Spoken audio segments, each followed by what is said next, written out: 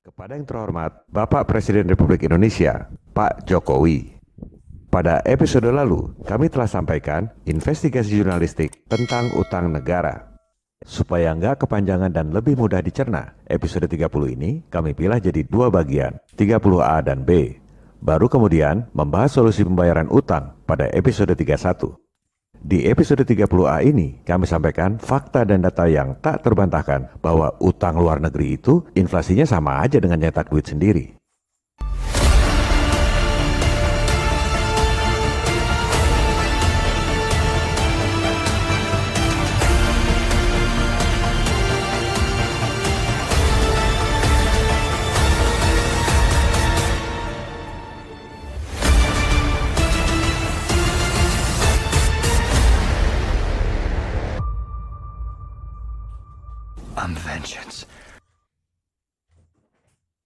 Kalau kita melihat tabel outstanding utang sejak tahun 1945 sampai 2021 ini, utang selalu bertambah.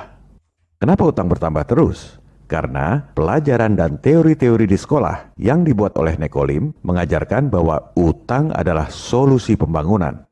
Bahkan orang yang sangat terpelajar seperti Menteri Terbaik Dunia mengatakan bahwa utang menyelamatkan jiwa seluruh Republik Indonesia. Negara kita ini miskin. APBN defisit terus. Kita butuh juru selamat pembangunan, yaitu para bankir elit.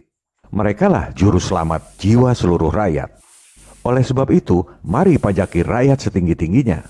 Biarkan negara merdeka. Biarkan pemilu pilih presiden dan wakil rakyat seolah-olah merdeka. Yang penting hasilnya sama.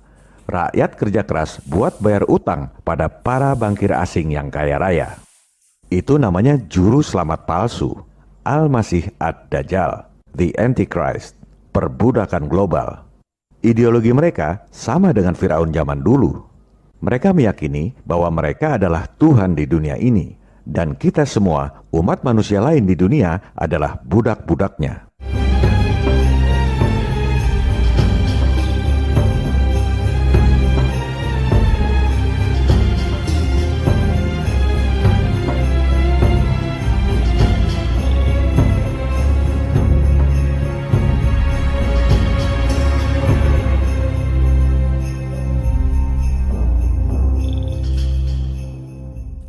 Kontributor utang terbesar di era sekarang ini adalah proyek kereta api cepat dan anggaran PEN.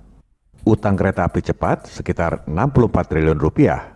Anggaran PEN untuk tahun 2021 ini saja 688 triliun rupiah. Dua-duanya di bawah Menteri Pengadaan Vaksin. Salah. Menteri Erick Thohir.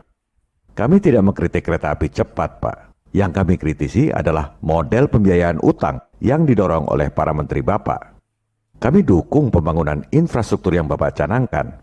Jangankan satu proyek kereta api cepat, Bapak mau bikin 2 proyek pun kami dukung. Asal model pembiayaannya bukan dari utang.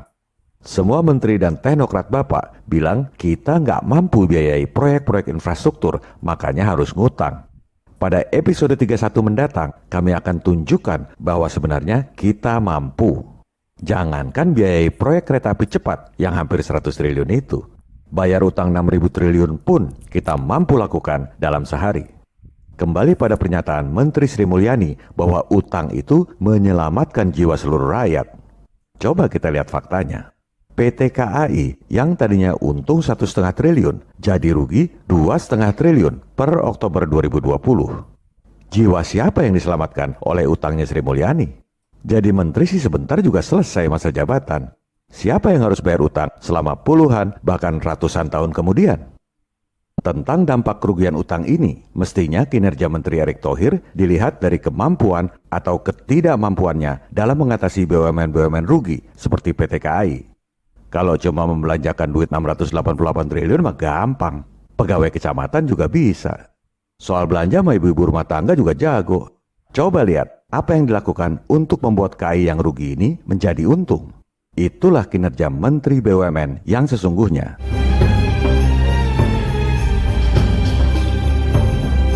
Duit dari mana untuk membiayai anggaran PEN 688 triliun rupiah itu? Pasti ngutang lagi. Orang APBN defisit terus. Kalau negara menggelontorkan anggaran 688 triliun terus pandeminya selesai sih nggak apa-apa, Pak. Masalahnya, digelontorkan 688 triliun pun, pandemi tak akan selesai. Malah diproyekin. Tahun depan, gelontorkan lagi 688 triliun. Itu yang membuat pandemi ini nggak pernah selesai. Karena jadi proyek yang menguntungkan buat para oknum di berbagai bidang.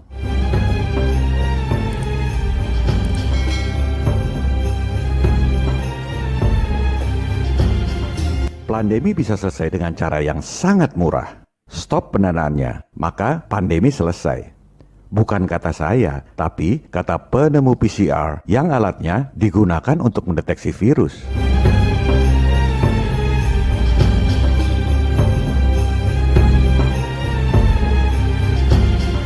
Para dokter, profesor di seluruh dunia menggunakan alat PCR, tapi nggak mau dengar apa yang dikatakan oleh penemunya. Seolah lebih ngerti PCR dari penemunya sendiri. Padahal sebenarnya nggak pernah bikin apa-apa. Saya nggak mungkin jelaskan ini di YouTube karena pasti dibredel.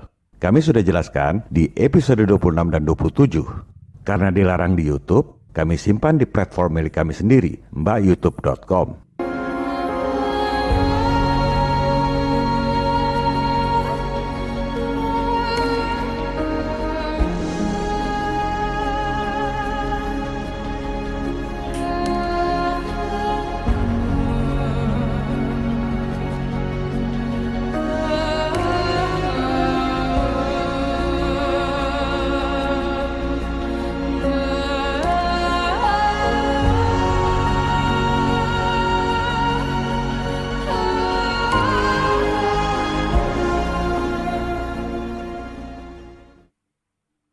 Mengapa kita selalu nambah utang luar negeri?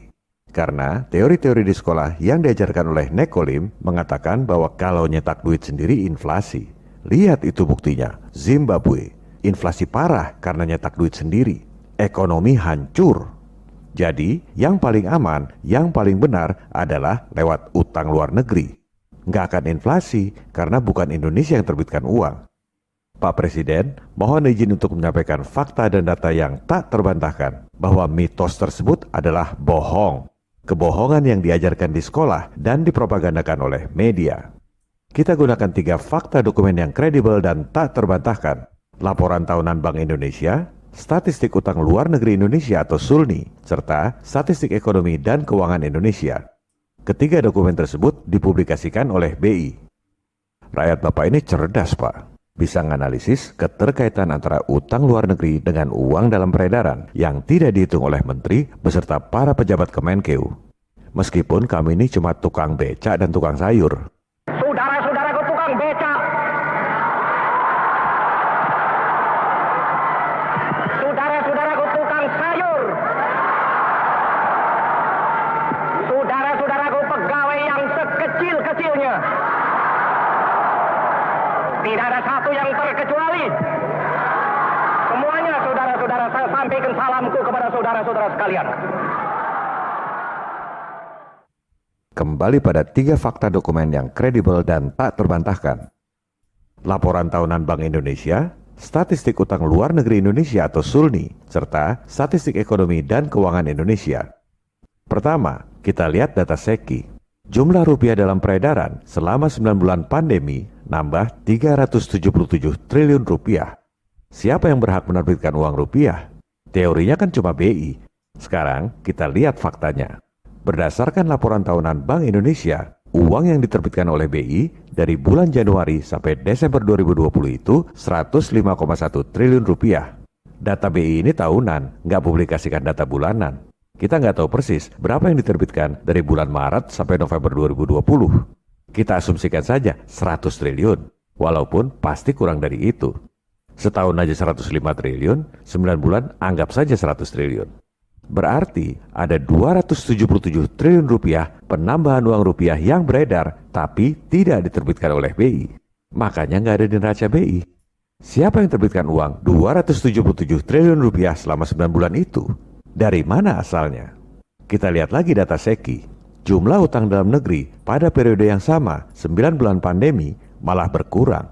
Berarti penambahan uang 277 triliun itu bukan dari utang dalam negeri. Sekarang kita lihat lagi SEKI. data penambahan utang luar negeri. Selama pandemi, Maret sampai dengan data terakhir November 2020, utang luar negeri kita bertambah 27,8 miliar dolar atau sekitar 394,2 triliun rupiah. Artinya, utang luar negeri yang 394 triliun itu menambah uang rupiah dalam peredaran 277 triliun rupiah.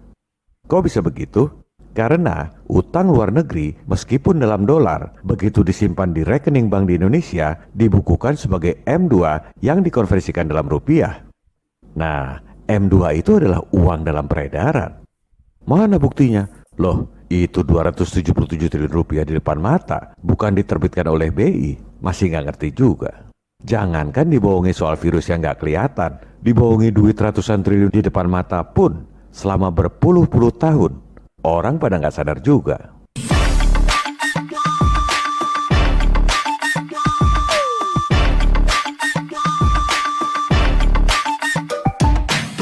Kok jumlahnya nggak sama? Utang luar negeri 394 triliun, penambahan uang yang bukan diterbitkan oleh BI 277 triliun. Selisih yang 117,2 triliun kemana? Hanya ada dua kemungkinan. Pertama, ada utang luar negeri yang sudah dibukukan tapi uangnya belum masuk Indonesia 117,2 triliun, sehingga belum tercatat di rekening bank dan belum menambah uang dalam peredaran. Atau kemungkinan kedua, ada uang yang disimpan di luar negeri, makanya nggak tercatat sebagai uang dalam peredaran di Indonesia. Bisa juga kombinasi, ada utang yang duitnya belum masuk, ada juga uang yang disimpan di luar negeri, saldonya 117,2 triliun itu. Jadi, bohong besar kalau dibilang nyetak duit sendiri inflasi, kalau utang luar negeri nggak inflasi. Buktinya, utang luar negeri menambah rupiah dalam peredaran juga. Inflasi juga. Terus, buat apa ngutang? Baik nyetak duit sendiri maupun utang, dua-duanya sama-sama nambah rupiah dalam peredaran. Sama-sama inflasi. Bedanya apa? Bedanya, kalau utang luar negeri itu harus bayar pokok dan bunga. Kalau nyetak duit sendiri, nggak bayar pokok dan bunga. Mohon maaf Pak, Bapak pilih yang mana?